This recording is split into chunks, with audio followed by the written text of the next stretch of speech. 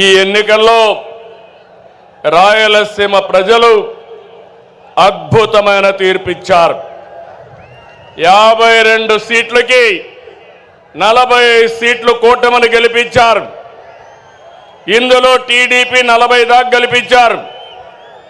వైసీపీకి రాయలసీమలో 7 సీట్లు వస్తే తెలుగుదేశం కూటమికి ఒక్క ఉమ్మడి కడప జిల్లాలో 7 సీట్లు గెలిపించారు.